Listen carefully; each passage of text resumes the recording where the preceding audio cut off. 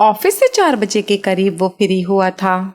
کان سے فون لگائے وہ مصروف سے انداز میں بات کرتا گاڑی کی طرف بڑھا تھا، اس بات سے انجان کہ کوئی اسے فالو کر رہا ہے۔ گاڑی سڑک پر نارمل رفتار سے ڈرائیو کرتا شاپنگ مال کے سامنے روکی تھی۔ سن گلاسز شیٹ میں اٹکائے تھے۔ پیچھے کرنے والا شخص بھی گاڑی سے اترا تھا۔ سر ابھی مشکل ہے، وہ شاپنگ مال گیا ہے، لیکن اتنا مشکل بھی نہیں ہے، وہ سیکورٹی کے بغیر ہی ہوتا ہے۔ فون پر دوسری طرف موجود شخص کو آگاہ کیا تھا، ٹھیک ہے، کوئی موقع ملتا ہے تو آج ہی کام تمام کرو، نہیں تو۔ ادھوری بات چھوڑتے وہ کال کٹ کر چکا تھا۔ فرسٹ ایکسپیرینس وجدان شاہ، چلو مائی لو، آپ کے لیے یہ بھی۔ مسکراتے اس کا خوبصورت چہرہ وجدان کی نظروں کے سامنے آیا تھا۔ شاپنگ مال میں داخل ہوتے ہی اب اس کے قدم لیڈیز کاؤنٹر کی طرف بڑھے تھے۔ کافی محنت اور انتھک کوشش کے بعد اس کے لیے کچھ پسند آیا تھا۔ واپس گاڑی میں بیٹھتے ہوئے اب ایک famous cake and bakes shop پر گیا تھا۔ کچھ مزید چیزیں خریدنے اس کا فیوریٹ کیک آرڈر کر دیا تھا۔ شاہ، سب ٹھیک ہے؟ صدف نے مشکوک نظروں سے پوچھا تھا۔ کس بارے میں؟ آپ اور وجدان کے درمیان صبح ناشتے کی ٹیبل پر بھی آپ کا رویہ کھچا سا تھا۔ وہ صوفے پر اس کے قریب بیٹھے تھیں۔ آپ کہیں جا رہی تھیں؟ بات کو اگنور کیا۔ ہاں، یاد آیا، وانیا ویٹ کر رہی ہوگی، اس کے ساتھ شادی کی شاپنگ کا پلان بنایا تھا۔ اچھا، مجھے آ کر آپ سے ضروری بات کرنی ہے، وجدان اور لمس کی شادی کے بارے میں۔ چلو، اب رخصتی چاہتا ہوگا، وہ بڑبڑائے تھے۔ اس پر غصہ کسی طور پر کم نہیں ہو رہا تھا، جو صبح بھی انہیں ایک دفعہ منانے کی کوشش کر چکا تھا اور اپنے خود سے طے کردہ ولیمے کے بارے میں بھی آگاہ کر چکا تھا۔ آپ دونوں کہاں جا رہے ہیں مجھے چھوڑ کر؟ لمس نے انہیں لاؤنج سے باہر نکلتے دیکھا پوچھا۔ شاپنگ پر، وانیا نے جواب دیا۔ مجھے چھوڑ کر؟ مجھے بھی جانا ہے مما، تم یونیورسٹی سے تھک کر آئی ہو بیٹا، تم پھر چلنا، ہم لیٹ ہو جائیں گے، کافی زیادہ شاپنگ کرنی ہے۔ صدف نے اس سے بچکارا تھا۔ نہیں مما، مجھے جانا ہے، وجدان مجھے کہیں نہیں جانے دیتے، اب آپ بھی۔ مجھے نہیں پتا، وہ روحان سی ہوئی۔ اچھا ٹھیک ہے، چلو، بھائی ناراض نہ ہو۔ تھینک یو مما، آئی رکیے۔ وہ جو ویسے ہی منہ اٹھا کر جا رہی تھی، روم کی طرف بھاگی تھی۔ اب کیا ہوا اسے؟ وانیا نے تعجب سے کہا جب وہ ہانپتی کانپتی اپنی شال لے کر نکلی تھی۔ چلیے، شکر ہے یاد آ گیا، وجدان کی وارننگ یاد آئی تھی۔ ڈرائیور کے ساتھ اس کا رخ اب شاپنگ مال کی طرف تھا۔ وانیا کی شادی کی شاپنگ کے بعد لمس کے لیے بھی وہ کچھ ہیوی ڈریسز دیکھ رہی تھیں۔ مما، آپ لوگ دیکھیے، میں وہ سامنے شاپ پر کچھ دیکھ لوں۔ وانیا بولتے گارمنٹس کی شاپ سے گفٹ شاپ کی طرف گئی تھی۔ ارادہ لمس کے لیے کچھ خریدنے کا تھا۔ لمس، یہ دیکھو، تم بھی پسند کر لو کوئی ڈریس۔ ہیوی ڈریسز دکھاتے صدف نے اس سے بھی رائے لی تھی۔ آپ سلیکٹ کر لینا مما، مجھے نہیں اندازہ، وہ پیار سے بولی۔ صدف مسکراتے خود ہی اس کے لیے سلیکٹ کرنے لگی تھی۔ کیا ہوا ہے؟ گاڑی روکتے دیکھ غصے سے پوچھا تھا۔ ملک صاحب، لگتا ہے کچھ پرابلم ہو گئی ہے۔ ڈرائیور ملک کے بگڑے تیور سے خوفزدہ ہوتے فوری بولا۔ میں چیک کرتا ہوں۔ وہ اترا تھا۔ انجن کافی گرم ہو گیا ہے ملک صاحب، میں پانی کی بوتل قریب سے لے کر آیا، گاڑی کے شیشے سے اندر جھانکتے بتایا تھا۔ جب ملک سگار کو دھواں اڑانے میں مصروف تھا، نظر یکدم پھٹکی تھی۔ شیشہ نیچے کیا تھا۔ فرنٹ کوٹ کی تیز روشنی میں وہ چہرہ غور کر رہا تھا۔ وہ سامنے آئس کریم پارلر کی طرف بڑھی تھیں۔ بلا شبہ وہ وہی تھی۔ وہ کیسے بھول سکتا تھا؟ وہ پہچان چکا تھا اس عورت کو، لیکن اس کے ساتھ موجود 2 لڑکیوں میں سے ایک لڑکی پر نظر پڑتے وہ شدید حیرانگی کی کیفیت میں تھا۔ ہاں، وہ خوبصورت لڑکی تھی جس کی چند دن پہلے تصویر دیکھی تھی، وجدان شاہ کی بیوی۔ ایک پرجوش خباثت بھری مسکراہٹ اچھالی تھی اور ماجرا سمجھنے کی کوشش میں تھا۔ گاڑی گراج میں کھڑی کی اور اس کے لیے کی ہوئی شاپنگ گاڑی میں ہی رہنے دی تھی۔ گھر سناٹے کی زرد میں لگا۔ ایک طائرانہ نظر لاؤنج میں ڈالتے وہ اپنے روم میں چلا گیا۔ وجدان فریش ہو کر نیچے آیا تو احمد شاہ لاؤنج میں بیٹھے تھے۔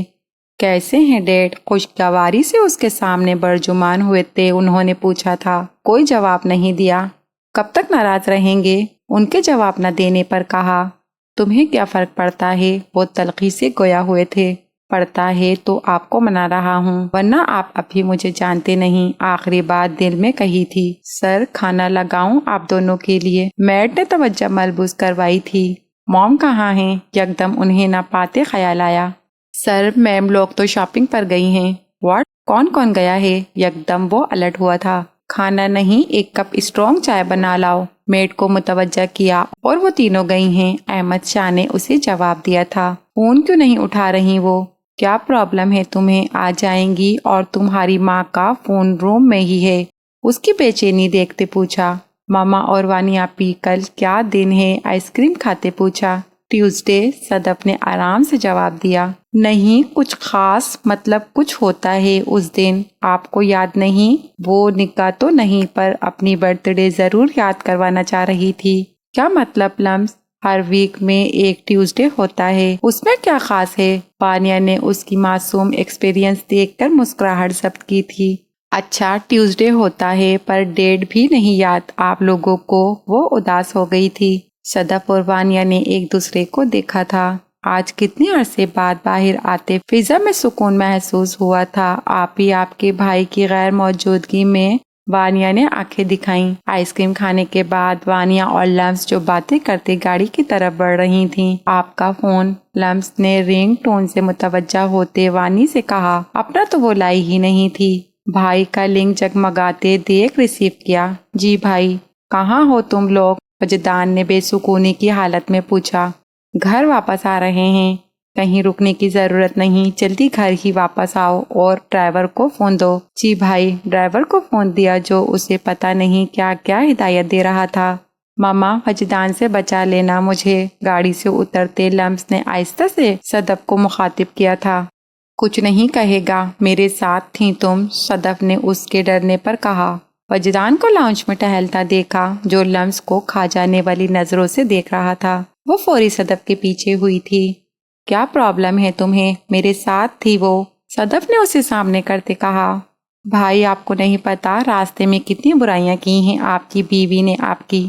وانیہ نے ڈرائیور کے ساتھ شاپنگ بیگ لاؤنج میں صوفے پر رکھتے کہا۔ نہیں وجدان، وینی آپ ہی جھوٹ بول رہی ہیں، میں نے تو تعریف کی تھی، آپ تو بہت اچھے ہیں۔ فوری سامنے آتے ڈرتے مسکے لگائے تھے تاکہ وہ اسے نہ ڈانٹے۔ وجدان نہ چاہتے ہوئے بھی اس کے جھوٹ اور خوف پر مسکرایا تھا۔ آف وائٹ پرنٹڈ شال کو کاندھوں پر پھیلائے سادے سے چہرے کے ساتھ وہ اس کے دل میں اتر رہی تھی۔ مما خیال رکھا کریں یار، آپ لوگ اکیلی گئی تھیں، گارڈ بھی نہیں تھا، یا میرا ویٹ کر لیتی، میں ساتھ چلتا۔ وہ پریشان تھا۔ ابھی ملک کی طرف سے۔ اچھا بس کرو، اب CID کی تنہا تشویش نہ شروع کر دو۔ وہ یکدم گڑبڑایا۔ ابھی تو ان کو نہیں بتایا تھا، پتہ نہیں ان کا کیا ری ایکشن ہونے والا تھا۔ ان نون نمبر دیکھتے مریم نے لیپ ٹاپ کی کی بورڈ پر چلتی انگلیاں پل بھر کے لیے رکی تھیں۔ شاید الجھن ہوئی تھی مصروفیات میں بار بار بجتی فون کی رنگ سے۔ کون ہے؟ کیا تکلیف ہے؟ بندہ نہیں اٹھا رہا تو سکون کیوں نہیں ہے؟ اٹھاتے ہی پھاڑ کھانے والا لہجہ۔ اوف یہ آدھا۔ دوسری طرف بندہ فدا ہوا تھا۔ کون ہے؟ نہیں بولنا تو رکھ دوں میں۔ وہ کوفت میں مبتلا ہوئی تھی۔ مریم یہ رپورٹ چیک کرو۔ اوکے میں کرتی ہوں، تم پیچھے ہو کر تو کھڑے ہو۔ فون کان سے لگائے اسے اپنے سر پر جھکے دوسرے بندے کو غصے سے ٹکا سا جواب دیا تھا۔ کون تھا وہ؟ تم ابھی تک گھر نہیں گئیں؟ مراد کو تو لگ گئی تھی، یکدم سیدھا ہوا تھا۔ تمہارے پاس میرا نمبر کیسے آیا؟ فوری پہچانتے ناگواری آئی۔ بیبی تمہارا گھر پتہ کر لیا، گرینی سے دوستی کر لی، نمبر لینا مشکل تھا کیا؟ ویسے نمبر گرینی سے بہانے سے لیا تھا۔ بائی دا وے تم گھر کیوں نہیں گئیں؟ اور وہ لڑکا کون تھا؟ لہجہ تشویشی ہوا۔ میرا عاشق، اور میرے ساتھ اپنی گھٹیا زبان استعمال نہیں کیا کرو۔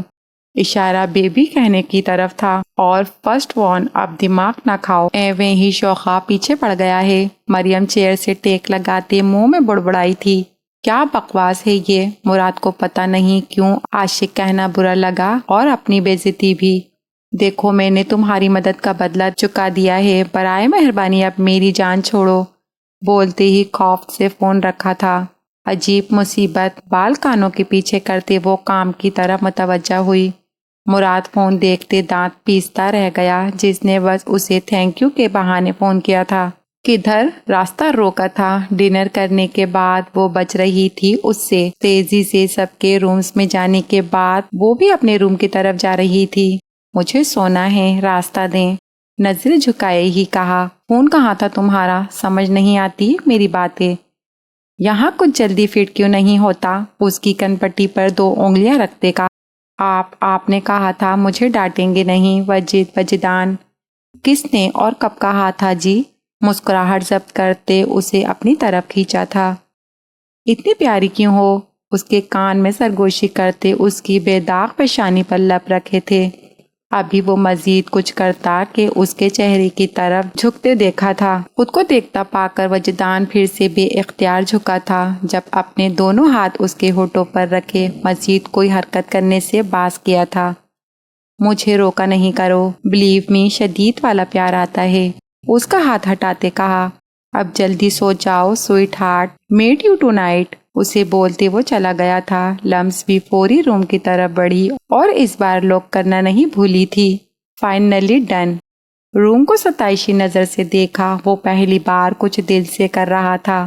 ایک خوبصورت مسکراہٹ ہونٹوں پر رقص کی تھی، کالی آنکھیں چمکی تھیں۔ اب اس کا رخ اس کے روم کی طرف تھا۔ 2 بار لاک گھمایا بٹ نو رسپانس۔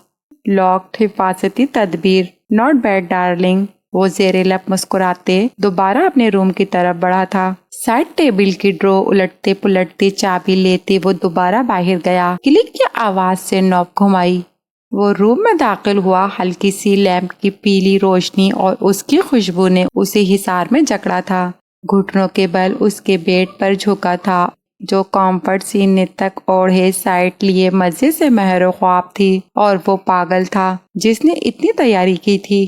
ایک ہاتھ سر کے نیچے جبکہ دوسرا بیڈ پر سیدھا دراز تھا۔ سفید بے داغ کلائیاں اور ہاتھوں کی لمبی انگلیاں گلابی سی تھیں۔ وہ مجبور کرتی تھیں کہ وہ اس پر دل و جان سے فدا ہو جائے۔ اس کا وجود جس پر صرف وہ اپنا حق سمجھتا تھا، اپنی ساری سوچوں پر ابھی فی الحال نالت بھیجی تھی۔ گھڑی پر نظر ڈالی، جہاں 12 بجنے میں صرف 5 منٹ تھے۔ اسے جھٹکے سے سیدھا کرتے اپنے مضبوط بازوؤں میں بھرا، جو نیند میں بے خبر تھی۔ باہوں میں بھرتے ہی وہ اس کے روم سے نکلتا، اوپر سیڑھیاں عبور کرتا اپنے روم کی طرف بڑھ گیا تھا۔ اندر لاتے پاؤں سے دروازہ بند کیا، اسے جھٹکے سے اپنے برابر نیچے اتارا تھا اور اس کی کمر جکڑی، ورنہ وہ شدید برا نیچے گرتی۔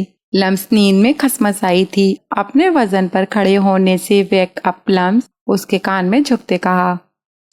سونے دیں، آپ میرے خواب میں بھی آ گئے، وہ اس کی شرٹ جکڑے نیند میں ڈوبی آواز میں بولی تھی۔ وجدان مسکرایا۔ میں ہر جگہ ہوں گا، تمہارے ساتھ سوتے جاگتے خوابوں میں۔ ناؤ ویک اپ، ورنہ میں وہ کروں گا جو تم سوچ بھی نہیں سکتی۔ وہ اسے دوبارہ آنکھیں نہ کھولتا دیکھ دھمکی دے گیا، جو نیند میں دروازے کے پاس ہی اس کے سینے سے لگی تھی۔ Okay fine. جب وہ جھکا تھا اور اس کی نرم و نازک ہاتھ پکڑ کر انگلی زور سے دانتوں کے نیچے دبائی۔ درد محسوس کرتے وہ موندی آنکھیں کھولتی جائزہ لے رہی تھی۔ کہاں ہیں وہ، پر کہاں تھی؟ اسے تو ہلکی سی روشنی والی جلتی بجھتی کینڈلز نظر آ رہی تھی۔ ایک خوبصورت جگہ، ریڈ روز کی خوشبو، وہ کہاں تھی؟ وہ ذہن پر زور ڈال رہی تھی۔ جب وجدان کی دوبارہ اسی حرکت سے آدھی کھلی آنکھوں سے اوپر دیکھا۔ او مما، وہ چیخی تھی۔ شش، کیوں ہمارے خاص لمحوں میں سب کو اکٹھا کرنا ہے؟ وجدان نے اس کے بولتے لبوں پر انگلی رکھی تھی۔ ہوش میں آتے وہ حیران در حیران وہ اس کے سینے سے لگی کھڑی تھی۔ یہ کیا تھا؟ حقیقت یہاں کیسے آئی؟ وہ happy birthday plus happy anniversary my love. اس کے الفاظوں سے وہ پوری طرح بیدار ہو چکی تھی۔ کیا میرا برتھ ڈے؟ وجدان نیند میں ہونے کی وجہ سے وہ حیران ہوئی۔ نہیں میرا، وہ چڑا۔ وجدان یہ سب وہ خوش ہوتے سب دیکھ رہی تھی، جہاں اداس تھی کہ کسی کو بھی یاد نہیں۔ اس وقت وہ چپل کے بغیر تھی۔ براؤن نرم قالین پر دھستے اس کے سفید پاؤں اپنا وزن پڑتے گلابی ہوتے اسے متوجہ کر رہے تھے۔ تم خوش ہو؟ وہ اس کے قریب گیا، جو سب بھلائے بس خود میں مگن تھی۔ یہ آپ نے کیا؟ وہ حیران در حیران تھی۔ اس کی روم کی ڈیکوریشن پر جو کینڈلز اور روز کے ساتھ کی تھی، اور اسی کے ساتھ بورن بیٹ کا 1 پوائنٹ کا کافی کیک پڑا تھا جو اس کا فیوریٹ تھا۔ چینج کرو ڈریس، وہ اس کے قریب گیا۔ پلیز، ایسے ہی وہ پلس ہوئی۔ اس ٹائم بالکل چینج کرنے کا موڈ نہیں تھا اس کا، اور اس نے خود کو دیکھا جو پرپل سلک کی ہاف بازو والی شرٹ اور ٹرائزر میں دوپٹے سے نادار تھی۔ وہ یکدم شرمندہ ہوئی تھی۔ وجدان اس کا ڈر سمجھتے اس کے قریب ہوا۔ ریلیکس، شوہر کے روم میں ہو، یہاں کچھ نہیں کہوں گا، کاندھے سے تھامتے اپنے سامنے کیا تھا۔ ڈریس چینج کرنے پر اس نے اتنا مجبور نہیں کیا تھا، ورنہ اس کے لیے ایک قیمتی ڈریس کافی خوار ہو کر خریدا تھا۔ آؤ کیک کاٹیں، وہ اسے لیتے ٹیبل کی طرف بڑھا۔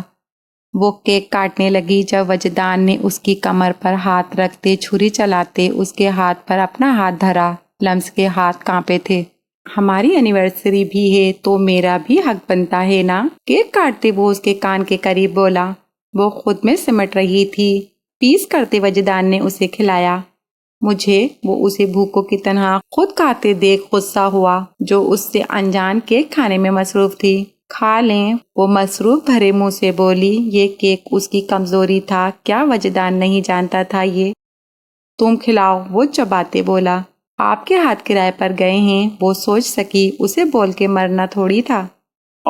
اس کے سخت تاثرات سے وہ پریشان ہوئی۔ کیک کا پیس لیتے جھکتے اس کے منہ کے قریب لے گئی تھی۔ اب اچھا ٹیسٹ ہے، وہ اس کی انگلی چھوڑ کب رہا تھا۔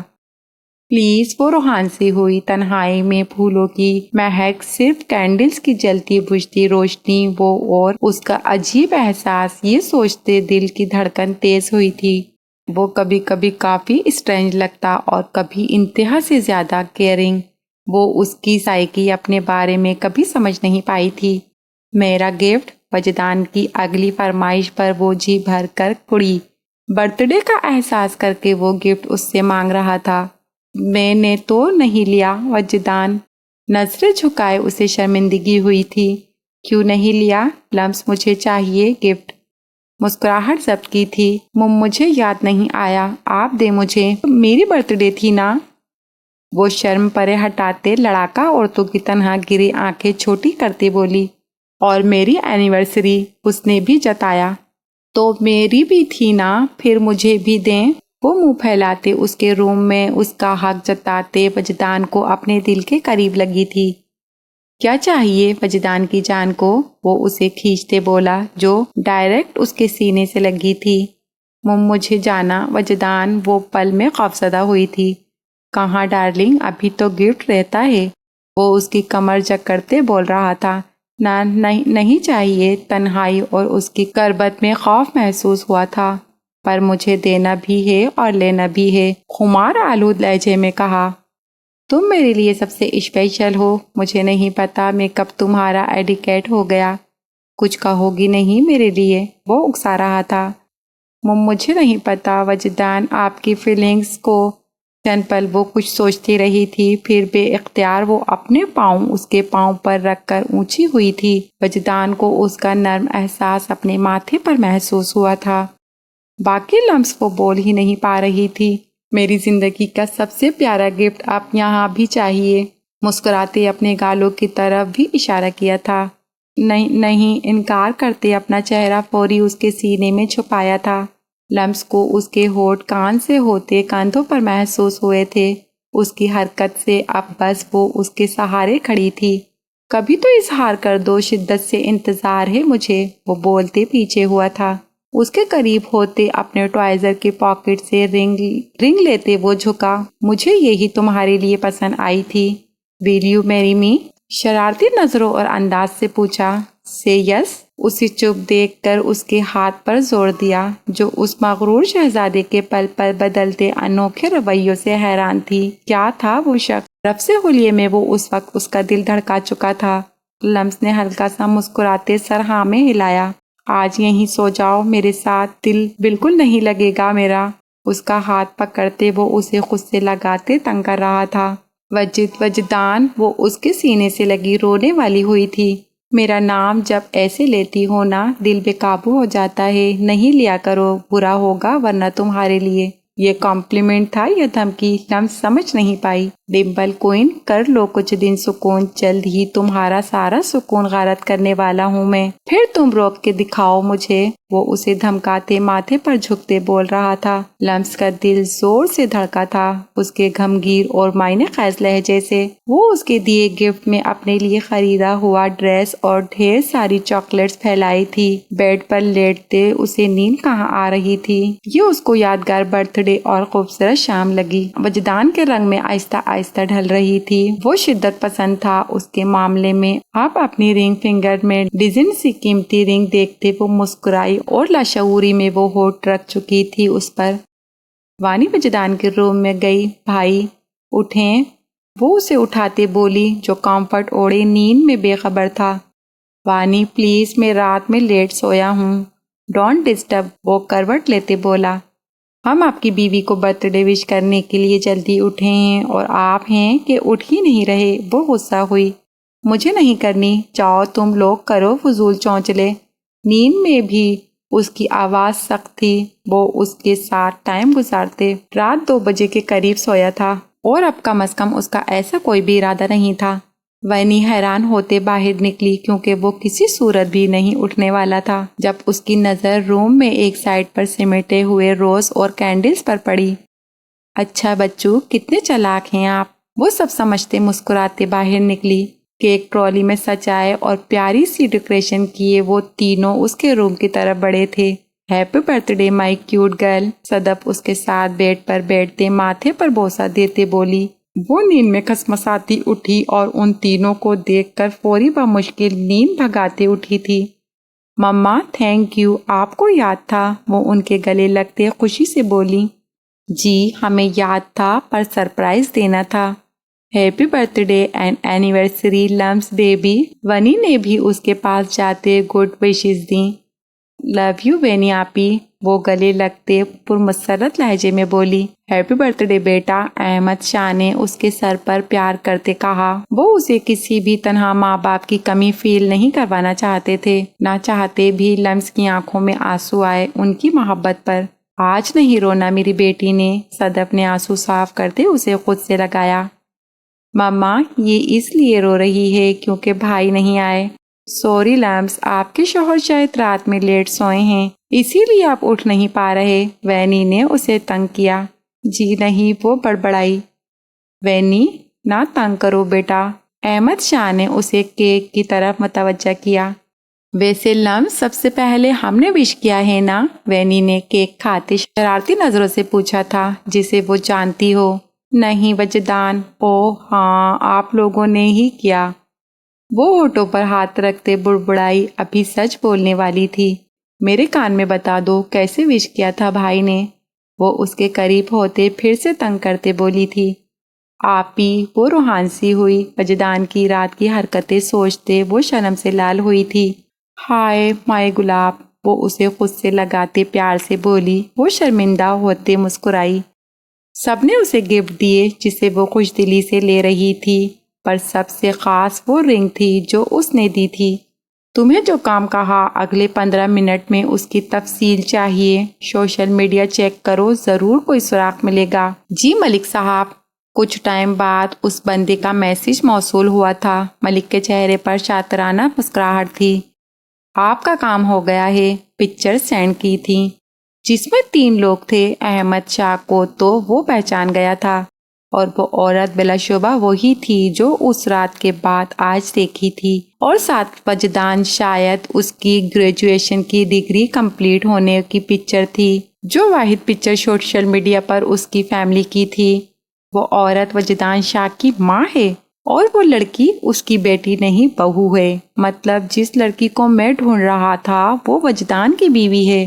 انٹرسٹنگ، ویری انٹرسٹنگ، جانتا تھا تم غضب ڈھاؤ گی۔ اس کی کچھ دن پہلے کی کھینچی پکچروں پر نظر گاڑے وہ مخاطب تھا۔ وجدان شاہ، تم سے پہلے وہ لڑکی میری تھی تو حق بھی اس پر میرا ہے، آخر اس کا باپ حیات خان میرا دوست تھا، خود سے بولتے وہ کہکا لگایا تھا۔ ماضی ملک اور لمس کے والد میں کالج کے زمانے سے گہری دوستی تھی۔ ملک الٹے سیدھے کاموں میں ملبوس تھا۔ کالج میں غیر قانونی کاموں میں ایک بار اس کا نام انتظامیہ تک پہنچ چکا تھا اور ملک کو کالج سے اسٹرک آف کر دیا تھا، لیکن حیات خان جو اپنے آبائی گاؤں گئے تھے وہ اس بات سے انجان تھے اور وہاں ہی ان کی ملاقات لمس کی والدہ سے ہوئی تھی۔ وہ اپنی کسی خالہ کی طرف آئے تھے۔ دونوں کی سرسری ملاقات گاؤں کے کسی باغ میں ہوئی تھی۔ زری گاؤں کتنا پیارا ہوتا ہے، ایک پیسفل انوائرمنٹ، صلاح خوشی سے بتا رہی تھی۔ وہ آم کا درخت ہے نا؟ ہاں، وہ صلاح کو حیران ہوتے دیکھ مسکراتے بتا رہی تھی۔ وہ چلتے چلتے ان سے علیحدہ ہو گئی تھی اور باغ کی سمت چل دی جہاں اسے آم کے درخت نظر آ رہے تھے۔ اب وہ اس باغ کی حدودوں میں داخل ہو چکی تھی۔ واو، آج میں خود اپنے ہاتھوں سے آم توڑوں گی، وہ خوش ہوتے بولی۔ زری، صلاح کہاں ہیں؟ امی یہیں تھی۔ وہ دونوں پریشان ہو چکی تھیں لیکن صلاح انہیں نظر نہیں آئی۔ وہیں رک جاؤ، ہلنا مت چورنی۔ صلاح کی آنکھیں خوف سے کھل گئیں جو آم توڑنے کے چکر میں اچھل رہی تھی۔ دیکھیے، میں چور نہیں، وہ خوفزدہ ہوتے بولی۔ تو پھر کون ہو؟ حیات نے مسکراتے اس کے خوف سے پڑتے سپاٹ چہرے کو دیکھتے کہا تھا جو ان کے باغ میں کھڑی تھی۔ میں یہ آم توڑنے آئی تھی، پلیز مجھے لینے دیں، میں بس ایک لوں گی بھائی اور چلی جاؤں گی، صلاح نے معصومیت سے کہا۔ بھائی؟ واہ، اس معصومیت پر کون قربان نہ جائے؟ سامنے کھڑی 15 سال کی لڑکی کو دیکھتے کہا جو بلیک شلوار قمیض پر ریڈ دوپٹہ سر پر اوڑھے اپنے لہجے اور چہرے سے معصومیت کے ریکارڈ توڑ رہی تھی۔ کیا سوچ رہے ہیں بھائی؟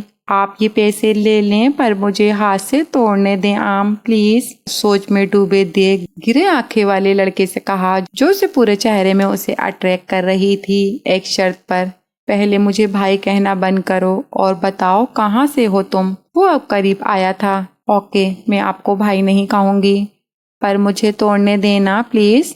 حیات حیران ہوا، وہ تو ایک ہی رٹ لگائی تھی، توڑو اسے، آفر دی جب وہ پھر سے اچھلنے کا کام جاری رکھ رہی تھی، جسے دیکھتے اسے ہنسی آئی۔ رکو، میں توڑ دیتا ہوں، پھر خود توڑ کر دیا۔ Okay, thank you. اوئے تھینک یو تو بولو۔ وہ جو آم لیتے خوشی سے جا رہی تھی اس کے راستے میں حائل ہوئے۔ تھینک یو بھائی، کھلکھلاتے کہتے وہ بھاگی۔ جب وہ اس کے پیچھے ہوئے تھے، کہاں گئیں خالہ اور زری؟ وہ خوفزدہ ہوئی تھی جو اسے وہاں نظر نہیں آئی جہاں وہ آئی تھی۔ آہستہ آہستہ شام ہو رہی تھی پر وہ اسے وہاں نہیں ملی۔ میں کیسے جاؤں گی گھر؟ مجھے تو رستہ بھی نہیں یاد۔ صلاح صدا کی بیوقوف رائنا، ان کو تو پتہ بھی نہیں تھا میں کہاں ہوں۔ روتے ارد گرد خوفزدہ سی شام کے سائے دیکھ رہی تھی وہ۔ اوئے تم رو کیوں رہی ہو؟ اسی لڑکے کی آواز سن کر سرعت سے سر اٹھایا تھا۔ بھائی، میں گھر کیسے جاؤں؟ مجھے راستہ نہیں یاد، روتے بتایا۔ اف، یہ بھائی کہنا، پہلے تو وہ چڑا تھا مگر کیوں اسے فی الحال سمجھ نہیں آئی۔ صلاح، تم پاگل کہاں تھیں؟ کتنا ڈھونڈا تمہیں؟ زری کی آواز سن کر جیسے اس میں جان آئی تھی۔ زری، وہ اس کے گلے لگے رو رہی تھی۔ پھر اس کے بعد انہوں نے کافی ڈھونڈا پر وہ لڑکی شاید جا چکی تھی۔ چلو گھر۔ صلاح، تم پاگل کہاں تھیں؟ کتنا ڈھونڈا تمہیں؟ زری کی آواز سن کر جیسے اس کی جان میں جان آئی تھی۔ زری، وہ اس کے گلے لگی رو رہی تھی اور اس چکر میں ہاتھ میں پکڑے آم بھی پھینک چکی تھی۔ چلو گھر، اسے ساتھ لے کر وہ جا چکی تھی مگر وہ حسین نوجوان تو اس کی معصومیت کے سحر میں تھا اور یہاں ہوئی تھی اس کی پہلی ملاقات جو اس کو اپنے سحر میں مبتلا کر چکی تھی۔ پھر اس کے بعد انہوں نے اسے کافی ڈھونڈا تھا مگر وہ لڑکی شاید جا چکی تھی۔ او مائی گاڈ، فرسٹ ڈے اور میں لیٹ۔ وہ تیز تیز چلتی بولتی پریشان تھی۔ تمہیں پتہ ہے صلاح، انگلش کے نیو پروفیسر اتنے ہینڈسم ہیں اور ان کی گرے آنکھیں اور مسکراتے ہوئے گال پہ پڑتے ڈمپل، کیا بتاؤں، وہ تعریفوں کے قصیدے پڑھ رہی تھی۔ بس کرو، شادو کی تنہا کیوں تعریف کر رہی ہو؟ صلاح نے خوف سے کہا۔ میں آئی کم ان سر؟ اس کی آواز پر وہ شخص سرعت سے پلٹا تھا جسے وہ پچھلے 2 سال سے ڈھونڈ رہا تھا۔ وہ یہاں ملے گی سوچا بھی نہیں تھا۔ یہاں ہوئی تھی ان کی دوسری ملاقات۔ صلاح، nice name. Thank you sir, وہ مسکرائی تھی۔ تمہیں میں یاد نہیں آیا؟ اب مجھے نہیں بھولے، آخر آم توڑ کر دیے تھے بھائی، مسکراہٹ ضبط کی تھی۔ Now I am never temporary professor, don't call me بھائی۔ انہیں ہر بار کی طرح غصہ آیا، مگر کیوں بھائی؟ وہ اپنی پسندیدگی کا اظہار پورے 6 ماہ بعد کر چکے تھے، جسے پہلے تو ایکسپٹ نہیں کر رہی تھی، مگر اس کی محبت کے آگے ہار مان چکی تھی وہ، اور جانتی تھی کہ وہ ورڈ انہیں برا لگتا ہے۔ شادی کے لیے سب راضی ہو گئے تھے، دونوں کی فیملی اسٹیٹس تو ایک جیسے تھے، دونوں کے شادی کے لیے تو سب راضی ہو گئے تھے، دونوں کے فیملی اسٹیٹس تو ایک جیسے ہی تھے، مگر حیات کی سوتیلی ماں کسی طور پر راضی نہیں تھی، جو اس کی شادی کسی صورت بھی باہر نہیں کرنا چاہتی تھی، بلکہ اپنی بھانجی سے کرنا چاہتی تھی تاکہ جائیداد گھر ہی رہے، مگر یہاں تو ان کا پلان مکمل طور پر ناکام ہو چکا تھا۔ اس چکر میں اکثر گھر کا ماحول خراب رہتا، جس کی وجہ سے لمس کی پیدائش سے پہلے ہی وہ صلاح کو لے کر اسلام آباد شفٹ ہو گئے تھے۔ صلاح کو تو ان کی بہن صدف مل گئی تھی، جو وہاں ہی رہتی تھی، مگر حیات اپنے رشتہ داروں سے کافی دور ہو گئے تھے، خاص کر ماں سے، جن کی بدگمانیاں بڑھ گئی تھیں، اور ان کے والد کو بھی۔ ان سب میں ان سے کافی دور ہو گئے تھے وہ۔ مما کو بالکل تنگ نہیں کرنا ڈول، لمس سے کہا، جو صلاح کی گود میں تھی اور ہو بہو اس کی کاپی تھی، سرخ و سفید رنگت، ڈمپلز اور گرے آنکھیں اور براؤن بال تک اپنے باپ جیسے تھے۔ ہاں، بس معصومیت اپنی ماں سے چرائی تھی۔ وہ یہاں 2 جاب کر رہے تھے، لاؤ کی ڈگری مکمل ہونے کے بعد انہیں کوئی خاص کیس نظر نہیں آتے، اسی لیے وہ پرائیویٹ یونیورسٹی میں ایز اے پروفیسر بھی تھے۔ میں آپ کے پاس بہت امید سے آیا ہوں، ہم زیادہ پیسے والے وکیل افورڈ نہیں کر سکتے، آپ کی بہت مہربانی ہوگی خان صاحب اگر آپ ہماری زمینیں چھڑوا دیں، جس پر وہ غیر قانونی طور پر قبضہ کیے ہیں۔ وہ غریب انسان روتے بول رہا تھا، آپ پریشان نہیں ہو، میں آپ کی مدد کروں گا۔ کون ہے وہ وکیل؟ وہ کافی رعب سے بولا تھا، جو سارا ایڈوانس اس کے خلاف جمع کروا چکا تھا۔ ملک صاحب، کوئی خان ہے، گھر کا ایڈریس دو، میں خود ملوں گا، اور دیکھوں تو کس کی اتنی جرأت میرے خلاف کیس کرنے کی۔ ملک تفاخر سے بولا تھا، یہ براؤنی ہے۔ اپنی مسکراہٹ ضبط کی تھی، جو براؤنی کی جگہ جلا ہوا کیک زیادہ لگ رہا تھا۔ خان، آپ مذاق اڑا رہے ہیں میرا؟ سلا نے منہ بنایا تھا، جس نے بہت محنت سے وہ بنایا کم اور جلایا زیادہ تھا۔ نہیں میری جان، آپ کا شوہر یہ مجال کر سکتا ہے۔ سلا کو اپنی گود میں کھینچ کر بٹھایا تھا۔ خان، ہو نہ ہو، وہ اس میں مصروف تھے، چہرہ اٹھاتے پوچھا، اپنی آنکھیں اور یہ ڈمپل مجھے دے دو۔ سلا نے آنکھوں اور ڈمپل کو چھونے کے بعد کہا، میری جان آپ کے ہی ہیں۔ وہ حیران ہوئے، اکثر ہی وہ یہ فضول ضد کرتی تھی۔ نہیں نا، مجھے یہاں چاہیے۔ اپنے چہرے کی طرف اشارہ کیا۔ سرجری کروا لیں ہم میری جان، پھر یہ میں آپ کو ڈونٹ کر دوں گا۔ چھت پھاڑ کہکا لگاتے اسے شرمندہ کیا تھا۔ خان، آپ میرا مذاق اڑاتے ہیں، خفیدگی سے گوشت اٹھنے کی کوشش کرتے کہا۔ ابھی وہ مزید کہتے کہ جب دروازہ نوک ہوا۔ او ہو، اب اس ٹائم کون ڈسٹرب کرنے آ گیا؟ بدمزہ ہوتے کہا۔ خان کی معصوم جان یہی رہو، باقی رومانس ٹیو بھی کنٹینیو۔ سرخ گال چومتے وہ جا چکے تھے، جبکہ وہ ابھی بھی ان کی محبت کے سحر میں تھی، اور لمس کے پاس چلے گئے جو نیند میں تھی۔ حیات، تم دونوں شوق تھے۔